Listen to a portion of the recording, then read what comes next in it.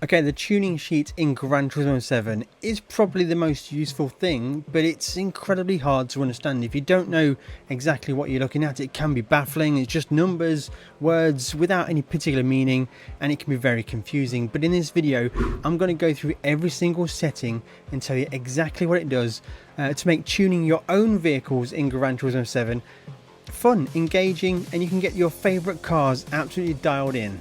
I've made many videos in the past telling you exactly what settings to use, but in this video I'm going to dive in to tell you why we're using certain settings and how you can change them to be exactly how you want them to be. Let's first of all give you an overview of the tuning sheet and all the details you can see on there. So in the very top left you have the car that you have selected to tune.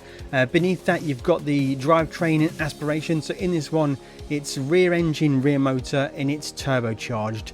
And specifically for this one, the engine model is in green because it is an engine swapped car. If you're using a standard car, then the engine will just be in white text, but it will tell you the exact model of the engine you're using. Beneath this we have all of the base performance, acceleration performance, stability and rotational G of the car as it was when you first opened the tuning sheet.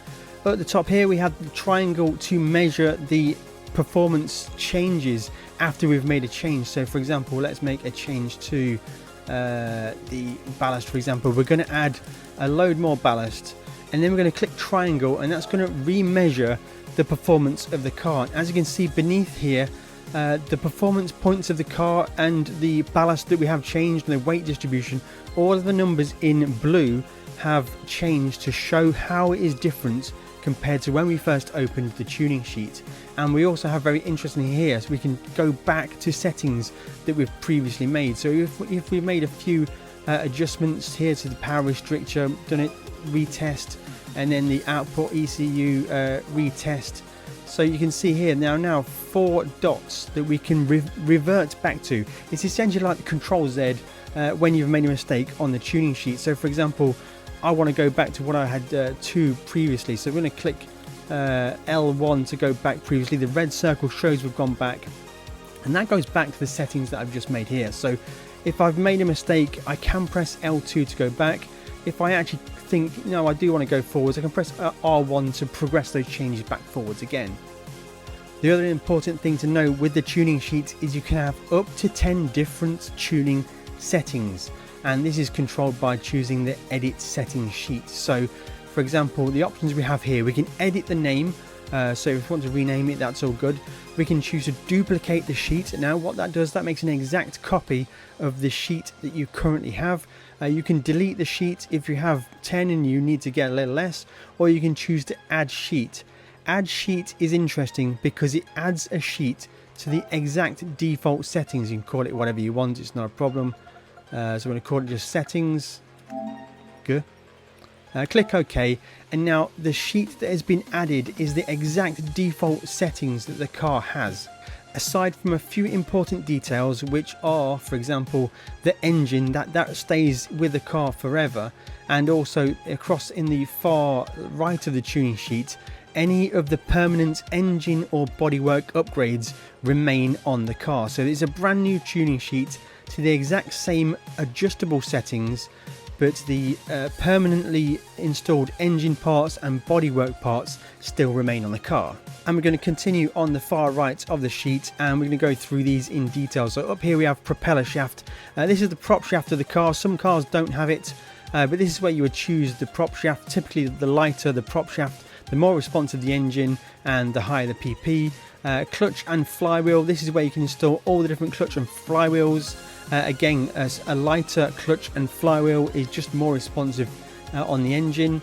Now four-wheel steering system and rear steering angle is very rarely used. I think one of the Porsche cars has this available, but this is where the rear wheels will steer in to help you corner, and this is where you would set the steering angle and whether you have the steering system installed or not. At the top here we have the steering angle adapter, whether we have the steering angle adapter installed or not. This is simply to give the car much more steering lock. Very useful if you're drifting. I personally don't use it for many of the race car builds. I like to keep the same steering ratio. but I've seen other people use it with good success.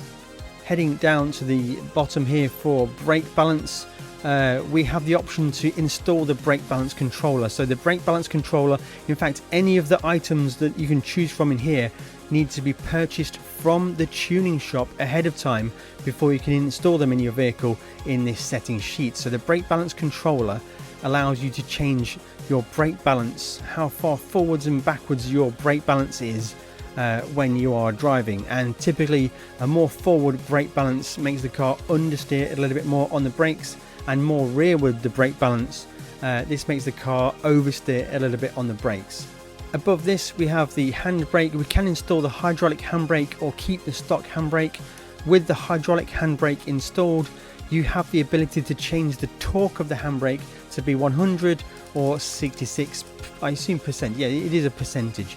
So you can change the percentage of the torque that the handbrake's applied. This is useful if you're drifting and you don't want to fully lock the rear wheels. You just want to get a little bit of kick to make the car slide as you get on the handbrake. Above this we have the brake pads. There are 3 brake pads available. I think it's a very subtle change in the braking performance when you choose the sports or the racing brake pads, but it does make a subtle effect to the PP. The better the braking pads, the better the car will stop, the faster the car will stop. And again, above this we have the brake system. So you have the normal, which is installed on the car by default, sports, and these bottom 3, I believe the performance difference between the bottom 3 is negligible, if not none at all. So I think when regard to the racing brake disc options and the carbon brake disc option, I think it's just a cosmetic choice.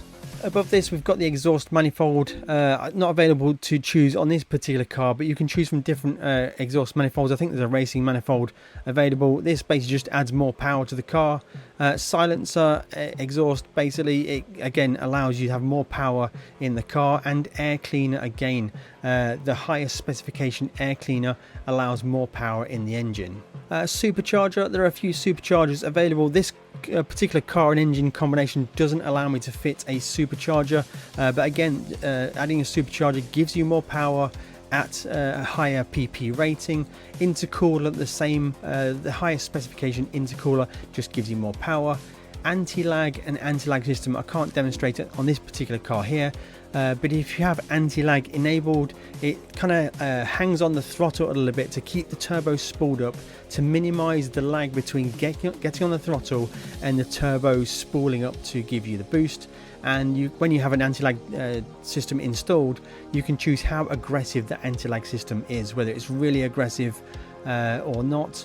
And then at the top here we've got the turbocharger. So typically different turbochargers available to fit, and look at the torque graph and the power you can change. So basically with this one here, it looks like the medium RPM turbocharger is a bit more flat on the torque graph, so that will mean it's delivering power all the way through its rev range, whereas the high RPM turbocharger has more overall power, but it's a little bit more peaky with its delivery of power. So this one will need to be revved out a lot more.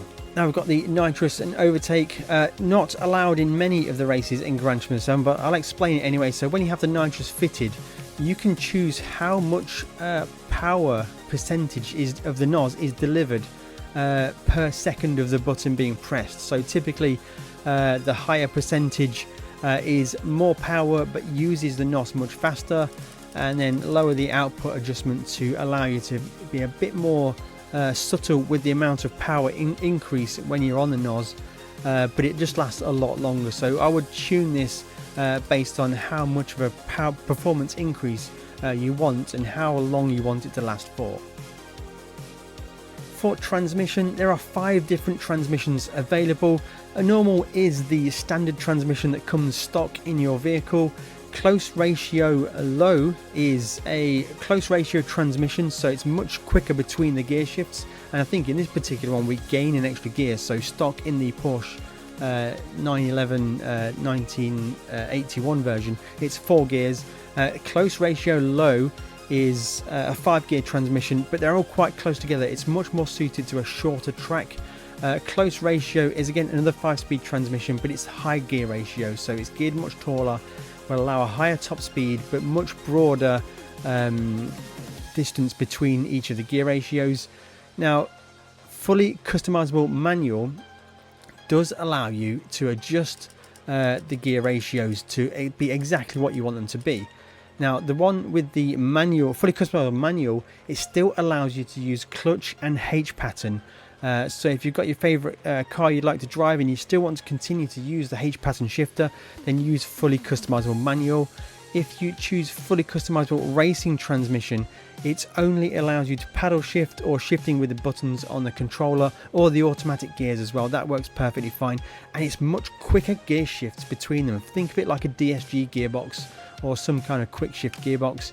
You can adjust the transmission ratios, and this unfortunately is a speed in kilometers an hour, which I don't know why you can't translate it to miles an hour. I have no idea why, but it is your top speed theoretical in kilometers an hour. You can also manually adjust certain gears to change the way they are. If you want, for example, if you're between second and third gear for one particular corner on a track, you could lengthen second gear or shorten third gear or something like that. But I personally never bother changing the individual transmission ratios. I always find the car pretty drivable with just tuning the top gear ratio to be what I want it to be. Power restrictor is incredibly useful to allow you to reduce the power of your car. If your car is maybe 20 pp points over the 800 pp limit or 700 pp limit, then you can simply just reduce the power in the car. It seems to adjust the power pretty flat with adjusting it here, because it seems to be more of a top end power restrictor rather than a full output adjust through the ECU. So feel free to adjust this one to get your car under the PP limit. Again, another great thing for getting the car under the PP limit is to add ballast to the car. So we can add up to 200 kilograms of ballast in the car, and adding this ballast to the car, it basically makes the car heavier, makes the car slower around the track, and reduces the PP value. So this is perfect for getting under the PP limits. And probably the most important thing with adding the ballast is you can choose the position of the ballast. Now, not only this can greatly reduce the PP in a bit of a glitchy way really, but often the cars with ballast more towards the front generate a much lower PP value, so you can kind of get around the system here a little bit.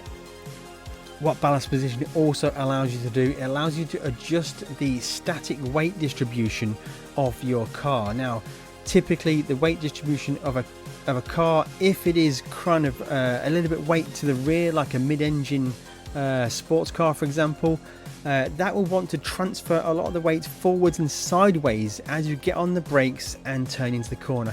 This can produce a bit of a pendulum effect and get the car to over rotate on corner entry. On corner exits, the rearward weight bias can help to get the car sat down and get good rear traction on corner exit, and the opposite is true when the weight is forward. So when your weight is further to the forwards, more of a 50-50 weight distribution car, it's quite safe on the brakes, it's a little less keen to turn in, but when you're on throttle, there's not much weight on the rear end of the car, and it can break traction quite easily on throttle. So feel free to play with the weight distribution to get the car driving the way you want it to, and to bring that car, the PP numbers, under the level you're trying to get to. Now up here we have ECU, so we've got the normal or fully customizable ECU.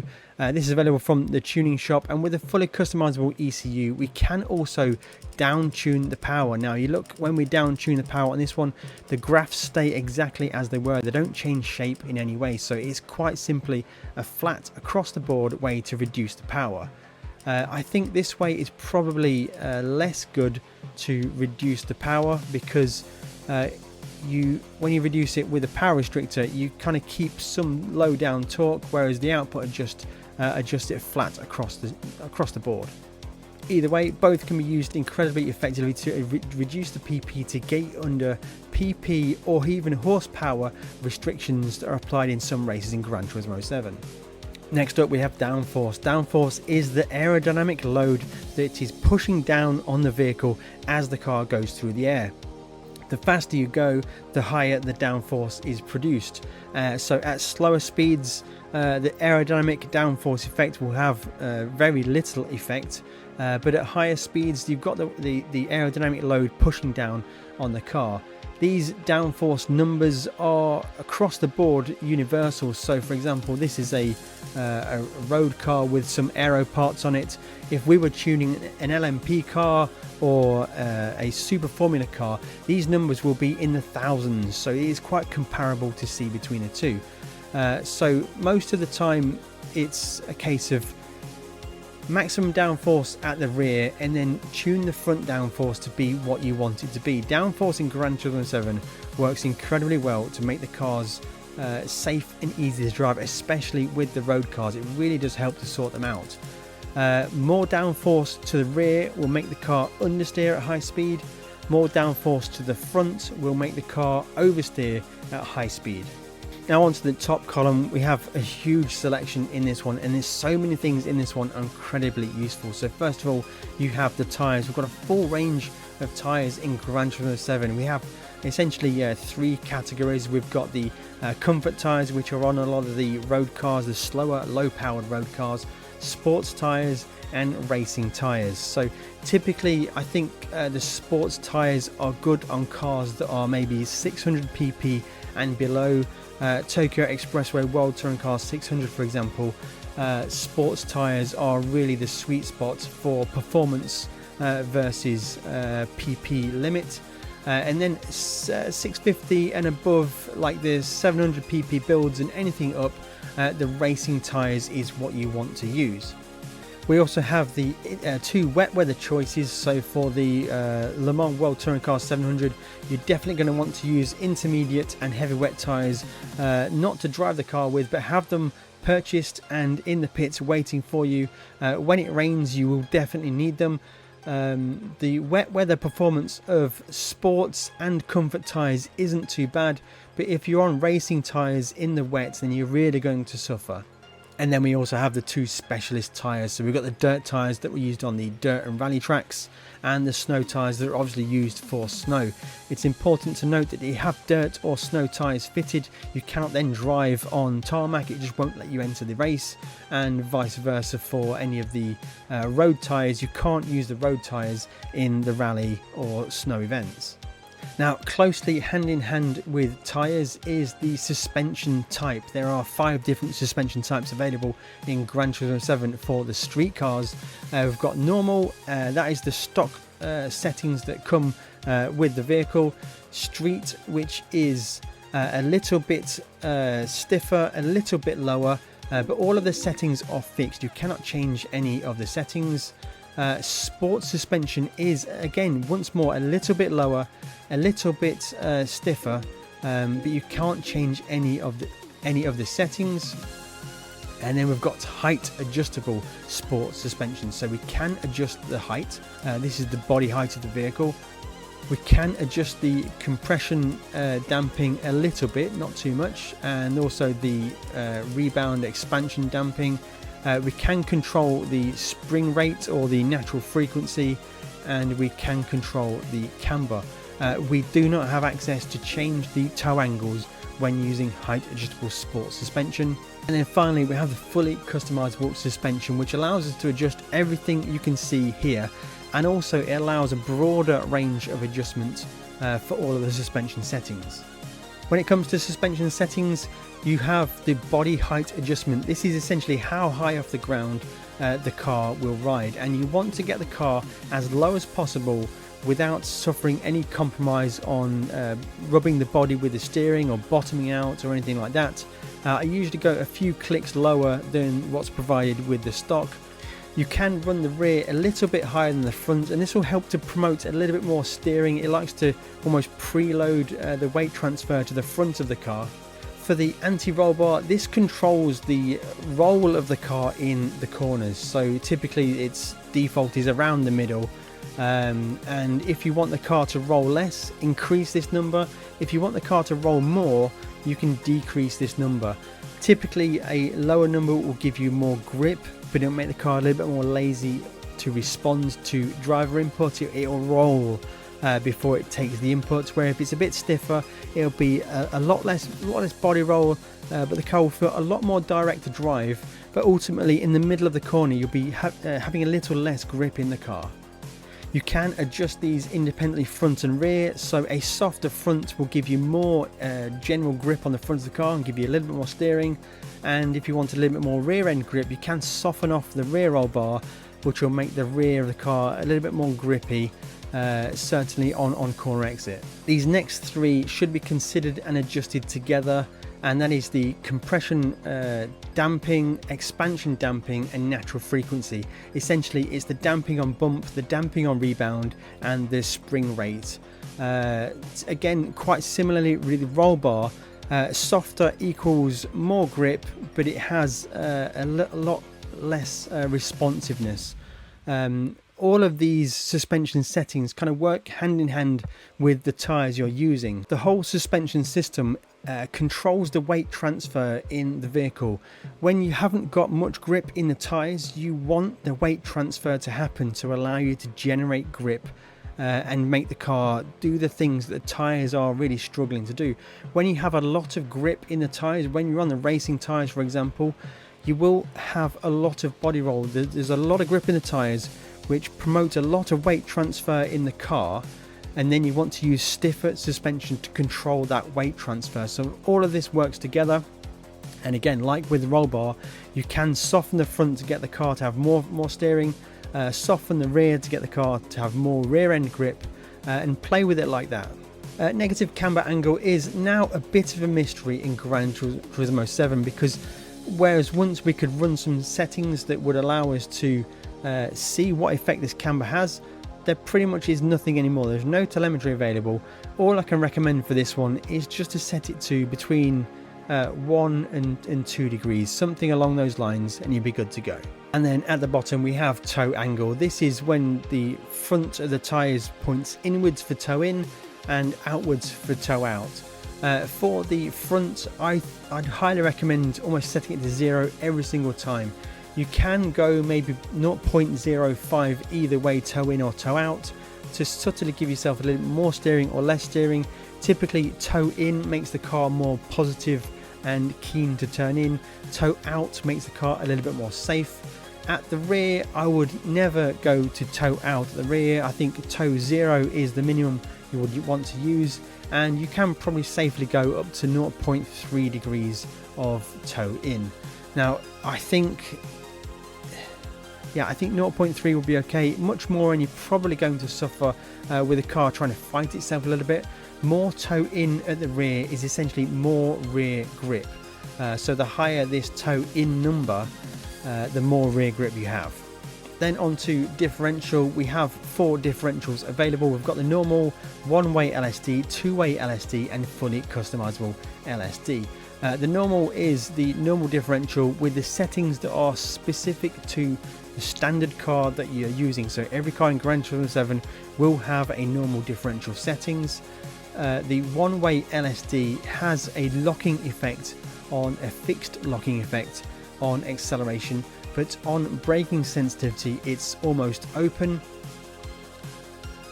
The two-way LSD has a matching locking effect on acceleration and braking sensitivity, and the fully customizable LSD is the one we want to use. I would only ever go from either normal, the standard differential, to be a fully customizable LSD, and this allows you to change the way the car turns in and exits corners. Essentially the differential allows a differential in wheel speed between the inside and outside wheel. On acceleration, these numbers here, the higher the number, the higher the resistance to differential, the higher the locking effect will be. So on acceleration, the locking effect will basically make the car want to drive in a straight line up until the point you break traction, and then you may experience a snap of oversteer. But when your car is under normal operation, a higher locking effect on acceleration sensitivity will make the car want to understeer on corner exit. On braking sensitivity, a higher locking value will make the car more stable when off throttle, when you're coasting, or when you're on the brakes and turning into a corner. So if you have a mid-engine rear-wheel drive car, for example, that is very keen to over-rotate on corner entry, you can raise the braking sensitivity, which will start to stabilize the car on the brakes.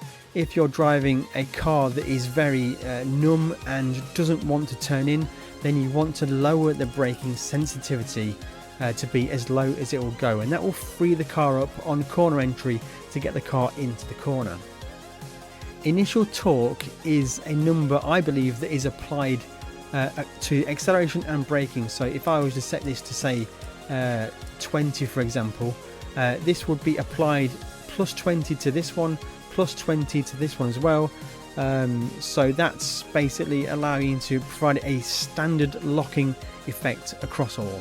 Now, I appreciate that is a huge amount of information to take in, and that's why I've made an article on my website. Check out the link in the description below or in the pinned comment. Go to downtonator.com and check out the full step-by-step guide and breakdown, so you can reference all of this information on your phone or as you're playing Gran Turismo yourself, instead of having to come back to this video. Feel free to come back to this video as well, but bookmark that link in the description below, and you can sit down with your own cars and tune them to be exactly how you want them to be.